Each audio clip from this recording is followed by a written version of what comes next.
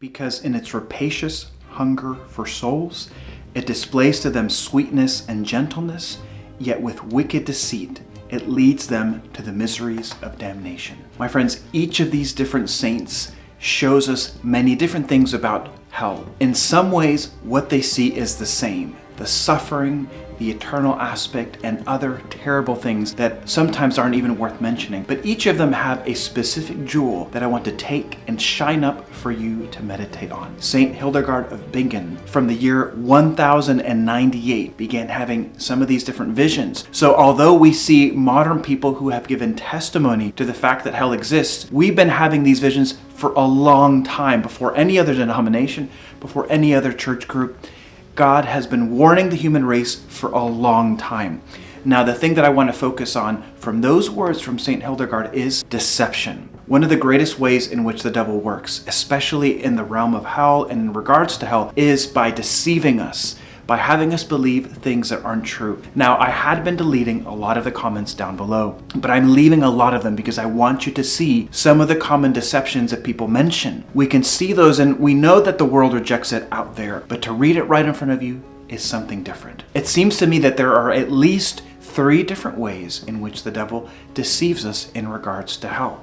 The first, and maybe the most obvious, is that it doesn't exist at all. You know, it can be really easy to live your life looking at the beauty in which we live, looking at the creation, the people, the goodness of life, and we can forget that at some point it's a temporary journey that will end. And this is where our faith is such a treasure. This is where it's difficult and there really is no substitute. We need to pray for people that don't know to be enlightened. We need to warn them in whatever way we can.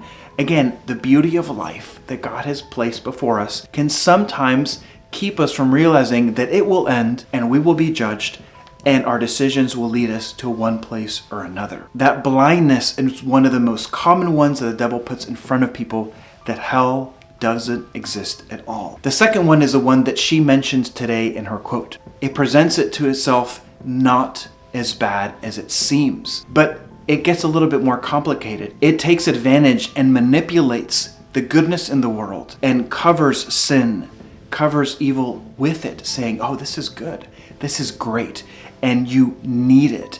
And then when we grab onto it, we taste that bitter inner seed of the sin that we are committing, and it leads us to that death that we call hell. Another aspect of it not seeming bad enough is people saying things like, well, maybe one day it's going to end. Maybe it's not really that bad. Maybe it's better than heaven. And these deceptions are really people trying to make themselves feel better so that they don't have to live with the guilt of what they are doing, because they simply do not want to turn to the path of light. Again, these are difficult things for us to get people out of. As Jesus would say, this one only comes out by prayer and fasting.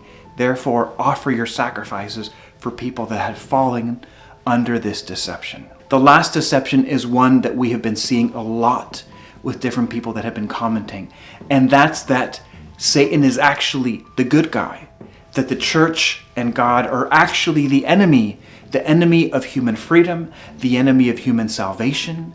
And what type of God anyway would send you to hell? He must be your enemy. He must be a jerk. When you read these comments, initially you can think, how do I answer these people? How do I respond to them? How do I help them to see the goodness of God? And one part of it that is that we ourselves have to be deeply immersed in the mercy of God. We have to have tasted it and experienced it for ourselves so that we could witness towards it. Not just speak about it, but say, I have tasted that the Lord is good. He is not your enemy. He loves me and He loves you. We must be witnesses to other people on personal levels to get them to fall away from this one, because this is one of those very difficult deceptions that once someone has dug their heels in, it could be almost impossible to get them out. When someone believes that God is Hitler, you're going to have a lot of trouble getting them to detach from that lie. So we have to especially persevere in showing them, no, God loves you. He is the author of all that is good. If you love anything good in the world, in your life, in food and clothing, in the sunset, in the universe, in your friends, in your work, and anything that you experience in your children, anything that you experience that is good, that comes from God. He is its author, and he wants to fulfill that in heaven. So turn away from sin. My friends, each of us have to witness to people in our own personal ways. Deception is one of the key weapons of the enemy against us. And when we see other people in those deceptions, we must not judge them. Because when deception and the cloud of it covers you, it could be very difficult to see through. You could really feel enraptured by the power that it holds. So we must, in humility, ask God to deliver us from that evil and help us do the same for other people. My friends, God bless you on this day 5. I will see you tomorrow in day 6.